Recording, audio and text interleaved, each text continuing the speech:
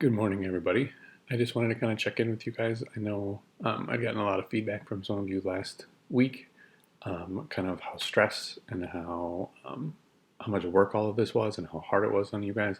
So I just wanted to let you know I really did hear you, and I'm going to try to make some adjustments for you. I also know a lot of you heard the news on Friday that we are not going to finish out the rest of the school year by going back to school.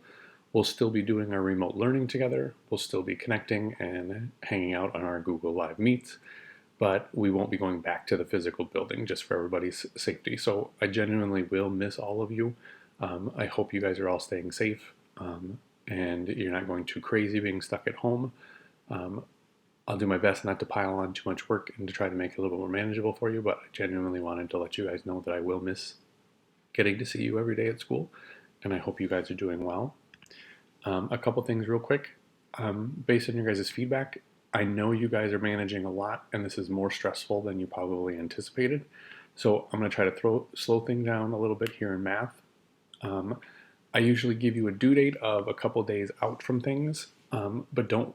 Those due dates are just to kind of keep you moving.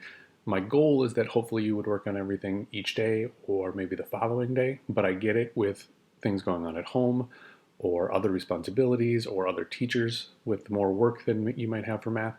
I get that you might not be able to work on math every day. My suggestion is try not to go more than 2 or 3 days without working on math. Kind of get caught up, and then you can take a day or two off and then come back. Do what works best for you, but try not to let things pile up because that just causes the stress. But I'll try not to add too many things at a time. One of the things I'll show you here in a minute is I sent one out last week, but I'll start doing this each week, but I'll give you a game plan of the whole week so you can kind of see what's coming up. You can use it as a checklist of what I need to get done during the course of the week.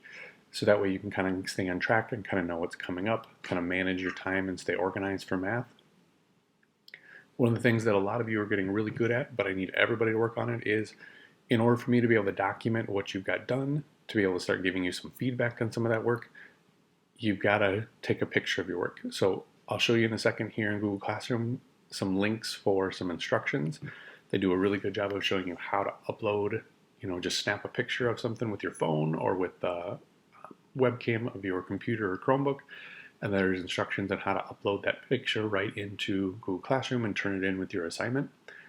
Please start making a habit out of that. If there's ever a worksheet where you're doing your work or notes that you're taking, please make sure you're snapping a picture and uploading it. It's kind of like me being able to walk around the classroom the next day and check that you have your work done. And then game plan for today and tomorrow.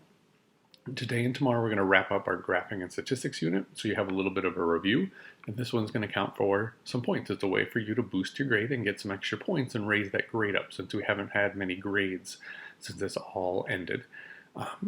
You're going to be able to work on that today and tomorrow.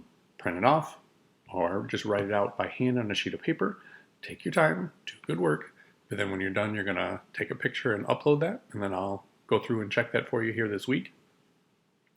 In the meantime, you're also working on maybe anything you're still missing or anything you're still tracking down, so that way you can be all wrapped up with this one. The rest of this week we'll do some review of some other topics, and then we'll jump into something brand new next week. So, a couple things to look for in your Google Classroom. I have my daughter invited to one of my Google Classrooms just to kind of show you. But right up here, this right here is 2 links. There's a video from one of our teachers and then a document from Mrs. Haddon. They give you step-by-step directions on how to take a picture and upload something into Google Classroom. Watch those or use those. Try them. If you have questions, let me know. But I have a feeling once you see that and try it once or twice, you realize just how quick it can be to take a picture and upload it to Google Classroom. Here's this week, and here's that weekly checklist I talked about. So I'll put one of these in each week, but I just kind of spell out day by day exactly what we'll be doing in each of those things, what your responsibility is going to be. So you'll see that Monday and Tuesday are kind of the same thing, finishing up any missing work and uploading it, and then working on that statistics and graphing wrap up. And that one's going to count for some points for us. The other thing I want you to check, and I'll be adding some of this later today, is I just learned about it. I don't know if you guys know about it, but this in your classwork tab, if you click on this view your work,